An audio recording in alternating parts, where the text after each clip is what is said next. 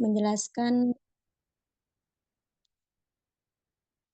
makalah tentang pengertian, keistimewaan, dan contoh tafsir bercorak pendidikan. Dosen pembimbing kita yaitu Al-Ustadz Nasril Albab, MAG, disusun oleh kelompok 13, yaitu Kak Sofia Nur Azizah, saya sendiri, Kak Muhammad Amar, Kak Akbar Wihardi, dan Kak Ainun Naim.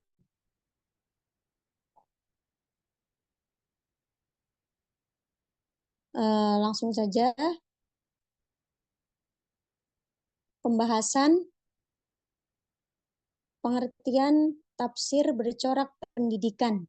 Metode pendidikan atau pembelajaran memiliki dua unsur, yaitu metode dan pendidikan. Secara etimologi, metode merupakan kata yang berasal dari bahasa Yunani. Secara etimologi, metode berasal dari dua suku kata, yaitu meta dan hodos, yang berarti melalui dan jalan atau cara. Sedangkan secara bahasa Arab, metode dikenal dengan istilah thoriqoh, yang berarti langkah-langkah strategis yang harus dipersiapkan untuk melakukan suatu pekerjaan.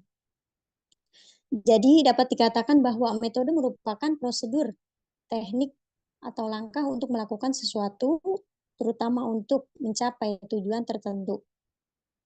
Metodologi adalah prosedur ilmiah yang di dalamnya termasuk pembentukan konsep, reposisi, model, hipotesis, dan teori, termasuk metode itu sendiri. Sedangkan pembelajaran yang diidentikan dengan kata mengajar berasal dari kata dasar ajar, yang berarti petunjuk yang diberikan kepada orang supaya diketahui atau diturut, ditambah dengan awalan pe dan akhiran an, menjadi pembelajaran, yang berarti proses perbuatan cara mengajar atau mengajarkan sehingga anak didik mau belajar. Pembelajaran adalah seperangkat tindakan yang dirancang untuk mendukung proses belajar siswa dengan memperhitungkan kejadian-kejadian ekstrim yang berperanan terhadap rangkaian kejadian intern yang berlangsung dialami siswa. Sedangkan menurut Miarso dalam Yamin tahun 2011 halaman 70, pembelajaran merupakan sesuatu usaha yang disengaja, bertujuan, terkendali agar orang lain belajar atau terjadi perubahan secara relatif menetap pada diri orang lain. Pembelajaran adalah proses interaksi antara peserta didik dengan pendidik dan sumber belajar dalam suatu lingkungan belajar. Pembelajar adalah bantuan yang diberikan oleh pendidik agar proses memperoleh pengetahuan dan penguasaan keterampilan dan karakter serta pertumbuhan sikap dan keyakinan pada diri peserta didik dapat terjadi. Dengan kata lain, belajar adalah suatu proses untuk membantu siswa belajar dengan baik, sehingga dapat disimpulkan metode pendidikan atau pembelajaran adalah teknik untuk membantu para siswa dalam belajar hingga mendapatkan hasil yang optimal dan meningkatkan kepribadian. Tak hanya perlu diterapkan oleh pengajar, siswa yang diajar pun sebenarnya perlu mengenal metode pendidikan apa yang sesuai dengan dirinya. Dasar metode pendidikan. Metode pendidikan dalam penerapan metode pendidikan harus mengetahui dan memperhatikan dasar-dasar umum metode pendidikan Islam. Karena metode merupakan sarana atau jalan menuju tujuan dari pendidikan. Adapun dasar-dasar metode pendidikan Islam diantaranya satu, dasar agamis, yang berarti metode yang digunakan dalam pendidikan Islam haruslah berdasarkan agama, dan agama Islam merujuk kepada Al-Quran dan As-Sunnah atau hadis. Untuk itu, pelaksanaan metode pendidikan yang digunakan oleh pendidik harus disesuaikan dengan kebutuhan dan dilandasi oleh Al-Quran dan hadis. Seperti yang tertera dalam Al-Quran, surah Al-Isra ayat 9, Astaghidu billah, ajrollahum annas solihati ya'maluna alladhi ya'maluna alladzinal mu'minina yubashiru wa aqwamu hiya wa aqwamu lillati yahdinal qur'ana hadza inna kabiro. Sungguh Al-Quran ini memberi petunjuk ke jalan yang paling lurus dan memberi kabar gembira kepada orang mukmin yang mengerjakan kebaikan, yang mengerjakan kebajikan, bahwa mereka akan mendapat pahala yang besar. Tafsir bercorak pendidikan adalah salah satu bentuk penafsiran Al-Quran yang fokus pada nilai-nilai pendidikan, baik yang bersifat moral, spiritual, maupun sosial, yang terkandung dalam ayat-ayat Al-Quran. Tafsir ini tidak hanya menjelaskan makna ayat-ayat secara tekstual, tapi juga berusaha menggali dan mengkontekstualisasikan pesan-pesan pendidikan yang terkandung di dalamnya agar relevan dengan dunia pendidikan. Tafsir ini berguna bagi para pendidik, siswa, dan masyarakat luas dalam mengembangkan wawasan serta praktik pendidikan yang selaras dengan ajaran Islam. Berikut beberapa ciri dari tafsir bercorak pendidikan. 1. Pendekatan tematik atau maudu'i. Tafsir ini biasanya menggunakan pendekatan tematik, yaitu mengelompokkan ayat-ayat Al-Quran yang terkait dengan pendidikan. Ayat-ayat tersebut kemudian dianalisis untuk menemukan prinsip-prinsip pendidikan yang bisa diaplikasikan dalam kehidupan sehari-hari. 2. Fokus pada pembinaan karakter. Tafsir bercorak pendidikan menekankan pada pembinaan akhlak dan moral. Karena pendidikan dalam Islam sangat menitik beratkan pada pengembangan karakter yang baik. Hal ini mencakup konsep seperti kejujuran, kesabaran, tanggung jawab, serta adab dalam berinteraksi dengan sesama manusia dan lingkungan. Yang ketiga, penggunaan dalam pembelajaran. Penafsiran ini dapat diterapkan dalam proses pembelajaran di sekolah-sekolah atau lembaga pendidikan Islam, baik formal maupun informal. Tujuannya adalah agar peserta didik dapat memahami nilai-nilai Al-Quran dan menjadikannya pedoman dalam menjalani kehidupan. Kemudian yang keempat, relevansi kontekstual. Tafsir ini sering menghubungkan ajaran Al-Quran dengan kondisi sosial, budaya, dan pendidikan masa kini. Pesan-pesan pendidikan dalam Al-Quran diuraikan dan dihubungkan dengan tantangan dan kebutuhan pendidikan modern, sehingga dapat memberikan solusi praktis bagi para pendidik. Yang kelima, tujuan jangka panjang. Tafsir bercorak pendidikan bertujuan menciptakan generasi yang tidak hanya cerdas secara intelektual, tapi juga memiliki kecerdasan emosional, spiritual, dan sosial. Pendidikan Islam tidak hanya berfokus pada pengetahuan duniawi, tetapi juga pada pembentukan manusia yang beriman, berakhlak mulia, dan bertanggung jawab terhadap Tuhannya serta masyarakat. Contoh tafsir bercorak pendidikan dapat ditemukan dalam penafsiran ayat-ayat yang membahas pentingnya ilmu pengetahuan. Kewajiban menuntut ilmu, adab terhadap guru, adapun faktor yang menyebabkan keistimewaan pendidikan tafsir bercorak pendidikan sangatlah penting. Di antaranya adalah bersandarnya pada wahyu Allah dengan segala kesempurnaannya, seperti yang dijelaskan di dalam Al-Quran surat Toha ayat 123.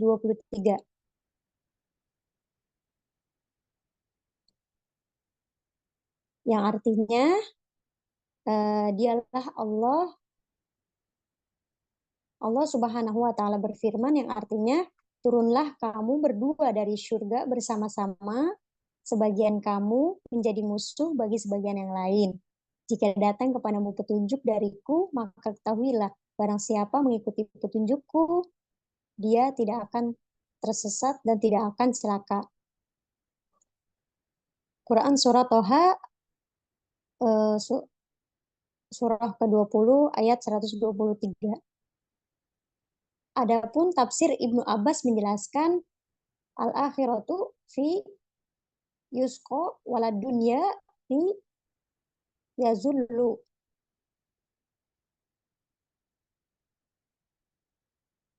Kemudian dampak efek tafsir tarbawi ke kehidupan dan kemaslahatan bersama. Bukan menjadi rahasia lagi bahwa Sang Pencipta sangat tahu apa yang diciptakannya, juga sangat paham apa yang merusak ciptaannya, sebagaimana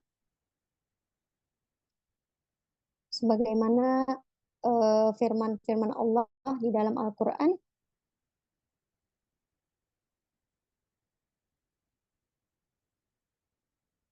Kita lanjut ke halaman berikutnya, teman-teman. Maka dari penjelasan kontemplasi tersebut, Al-Fakir menjelaskan ini adalah rumus dasar manfaat yang harus diingat. Jika diruntun lebih jauh lagi, bahwa kehidupan asketis tidak dapat dipisahkan dari literatur dalam tradisi Islam, di mana dapat dijumpai sejumlah dalil-dalil dalam Al-Quran maupun hadis yang menegaskan potensi manusia, terutama dimensi spiritual yang mampu meninggalkan belenggu jasmani. Keseimbangan dalam pendidikan Islam. Manusia terdiri dari dua dasar utama, yaitu ruh dan jasad. Jasad adalah bagian materi yang diciptakan dari tanah dan makanan, maka manusia pun dikembangkan darinya. Adapun ruh adalah tiupan mulia yang Allah tiupkan sebagaimana firman Allah dalam surah Al-Hijr ayat 28 sampai 29 yang artinya, dan ingatlah ketika Tuhanmu berfirman kepada para malaikat, sungguh aku akan menciptakan seorang manusia dari tanah liat kering, dari lumpur hitam yang diberi bentuk. Kemudian ayat selanjutnya yang artinya, maka apabila aku telah menyempurnakan kejadiannya dan aku telah meniupkan ruh ciptaanku ke dalamnya, maka tunduklah kamu kepadanya dengan bersujud. Maka keseimbangan antara ruh dan batin merupakan hal yang mutlak, karena makanan jasad adalah makanan dan ibadah hati.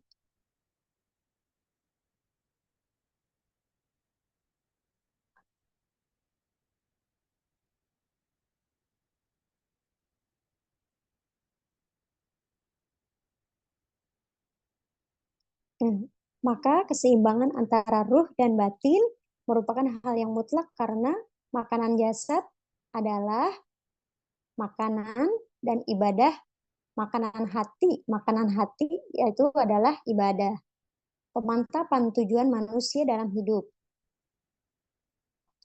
Manusia diciptakan untuk menjadi khalifah di bumi.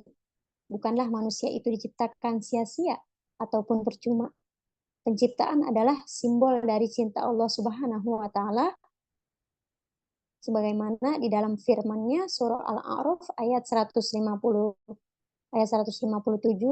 yang artinya, yaitu orang-orang yang mengikuti Rasul, Nabi yang ummi, yang namanya mereka dapati tertulis di dalam Taurat dan Injil yang ada pada mereka, yang menyuruh mereka berbuat yang ma'ruf dan mencegah dari yang munkar, dan yang menghalalkan segala yang baik. Kemudian halaman berikutnya, bagi mereka dan mengharamkan segala yang buruk bagi mereka, dan membebaskan beban-beban dan belenggu-belenggu yang ada pada mereka. Adapun orang-orang yang beriman kepadanya, memuliakannya, menolongnya, dan mengikuti cahaya yang terang yang diturunkan kepadanya, yang diturunkan di dalam Al-Quran, yang tertulis di dalam Al-Quran, maka itulah orang-orang yang beruntung. Maka dari itu adalah keistimewaan dari tafsir bercorak pendidikan. Contoh-contoh tafsir bercorak pendidikan diantaranya adalah di dalam surah Al-Maidah ayat 67 yang artinya, wahai Rasulullah, sampaikanlah apa yang diturunkan Tuhanmu kepadamu. Jika tidak engkau lakukan apa yang diperintahkan itu, berarti engkau tidak menyampaikan amanahnya dan Allah memelihara engkau dari gangguan manusia. Sungguh Allah tidak memberi petunjuk kepada orang-orang kafir. Ayat ini menjelaskan bagaimana Nabi Muhammad SAW diperintahkan supaya menyampaikan apa yang telah diturunkan kepadanya tanpa menghiraukan besarnya tantangan di kalangan ahli kitab, orang musyrik dan orang-orang fasik. Ayat ini juga menganjurkan kepada Nabi Muhammad SAW agar tidak perlu takut menghadapi gangguan dari mereka dalam membentangkan rahasia dan keburukan tingkah laku mereka, itu karena Allah menjamin akan memelihara Nabi Muhammad SAW dari gangguan orang-orang kafir Quraisy maupun orang-orang Yahudi tanpa menghiraukan besarnya tantangan di kalangan ahli kitab, orang musyrik, dan orang-orang fasik. Ayat ini juga menganjurkan kepada Nabi Muhammad SAW agar tidak perlu takut menghadapi gangguan dari mereka dalam membentangkan rahasia dan keburukan tingkah laku mereka. Itu karena Allah menjamin akan memelihara Nabi Muhammad SAW dari gangguan orang-orang kafir Quraisy maupun orang-orang Yahudi. Quran Surah Al-Ma'idah ayat 67 ini memerintahkan kepada Nabi Muhammad SAW supaya menyampaikan apa yang telah diturunkan kepadanya tanpa menghiraukan besarnya tantangan yang akan dihadapinya dalam melaksanakan tugas tabligh ini. Beliau menunjukkan metode langsung, baik berupa contoh maupun ajakan. Metode hikmah, kata hikmah dalam tafsir Al-Misbah berarti yang paling utama dari segala sesuatu, baik pengetahuan maupun perbuatan. Dalam bahasa Arab, al-hikmah bermakna kebijaksanaan dan uraian yang benar. Dengan kata lain, al-hikmah adalah mengajak kepada jalan Allah dengan cara keadilan dan kebijaksanaan. Selalu mempertimbangkan berbagai faktor dalam proses belajar mengajar, baik faktor subjek, objek, sarana, media, dan lingkungan pengajaran. Pertimbangan pemilihan metode dengan memperhatikan peserta didik diperlukan kearifan agar tujuan pembelajaran tercapai dengan maksimal. Selain itu, dalam penyampaian materi maupun bimbingan terhadap peserta didik hendaknya dilakukan dengan cara yang baik, yaitu dengan lemah lembut, tutur kata yang baik.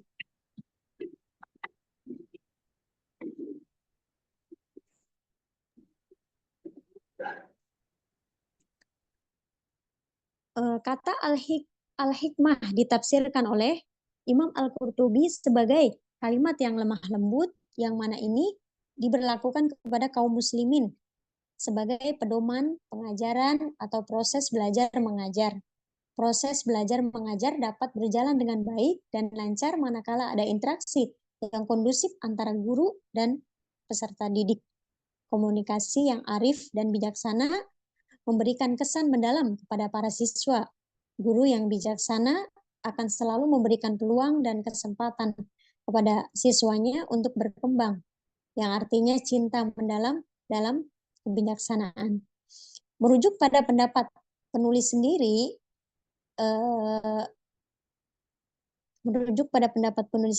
lebih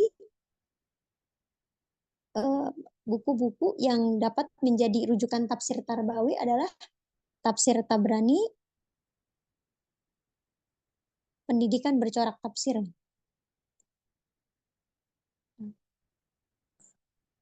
Pendidikan bercorak tafsir, yaitu tafsir Tabrani karya Muhammad bin Jarir, tafsir Ibnu Katsir karya Imanuddin Abdul Fida, tafsir Jalalain karya Jalaluddin Abu Abdillah, tafsir Suyuti karya Jalaluddin As-Suyuti. Jadi menurut penulis bahwa tasawuf merupakan sebuah wadah untuk memperbaiki, berjuang untuk menggapai ridho Allah Subhanahu wa taala. Baik, untuk bab 3 kesimpulan akan dilanjutkan oleh kawan kami, yaitu oleh Kak Akbar Yuhardi. Kepada Kak Akbar Yuhardi dipersilahkan. Untuk kesimpulan dari pembahasan yang dapat disimpulkan dari metode pendidikan adalah siswa dalam belajar mendapatkan hasil optimal, meningkatkan kepribadian. Dasar-dasarnya meliputi 1. Agamis, 2. Biologis, 3. Psikologis, dan 4. Sosiologis.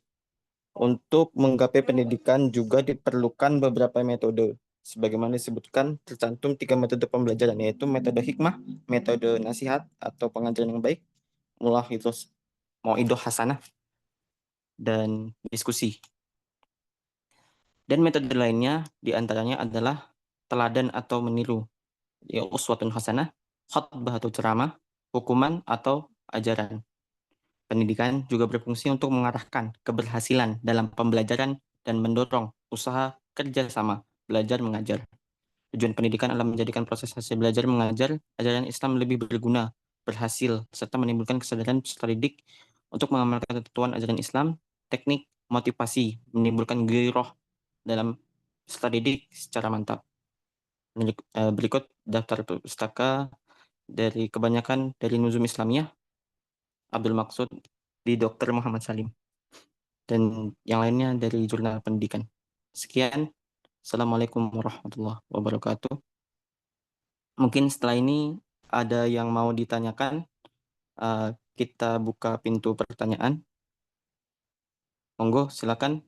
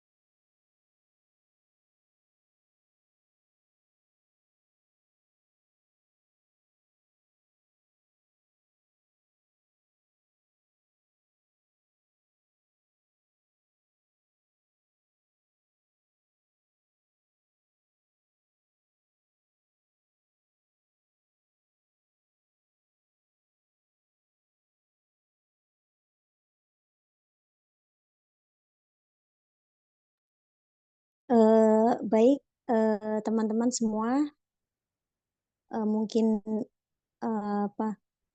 sudah pada paham semuanya. Kami kembalikan kepada bagaimana nih, kakak ketua kelas atau kita menunggu dosen masuk, Kak Hamidah, Kak Nida. Baik, untuk presentasi ilmu tafsir mungkin kalau tidak ada pertanyaan bisa langsung ditutup karena dosen pengampu belum ada respon. Jadi mungkin nanti saya sampaikan presentasi telah selesai. Jadi boleh langsung ditutup oleh moderator. Terima kasih. Ya, bentar, Kak Hamidah, itu yang di-share di grup itu metode apa tadi? Yang di-share itu baru Kak? Yang mana? Yang di-share kapan ya? Bentar ya, tak cek dulu. Yang itu, sebentar, mana tadi sih? Ilmu Ini tuh tafsir yang pertama. untuk metode Al-Quran. Apa? Yang metode Al-Quran, Kak, tugas kelompok metode Al-Quran itu gimana tuh? Yang di-share sama siapa nih? Nida Wifa Hanifah ya? Itu Oh, baru itu tak gimana? ya itu metode dakwah udah lama yang di-share. Jadi Kanida itu mengingatkan kembali gitu karena tadi kan pas metode dakwah itu eh, belum ada yang presentasi. Nah, sama Kanida Wifa itu diingatkan kembali makanya di-share ulang jadwal metode dakwah seperti itu. Oh, berarti itu keseluruh tulisan aja ya sebenarnya ya? Metode Al-Quran ya? Iya. Metode dakwah. Oh iya, oke, oke. Iya. Tunggu. Jadi untuk ilmu tafsir mungkin boleh dicukupkan karena dosen pengampu pun belum ada respon. Terima kasih. Tolong dipersiapkan untuk kelompok 14 metode dakwah ataupun ilmu tafsir. Makalahnya langsung dikirimkan ke dosen. Kalau misalnya belum dikirimkan, dosen seperti tadi tidak akan masuk.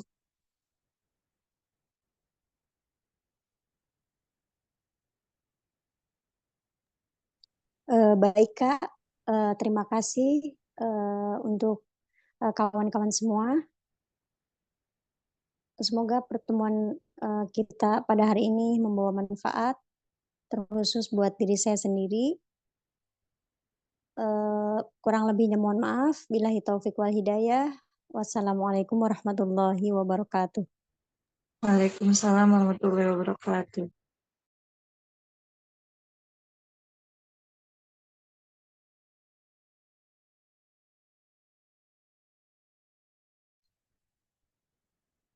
Ini langsung boleh keluar ya? Boleh Kak keluar Zoom.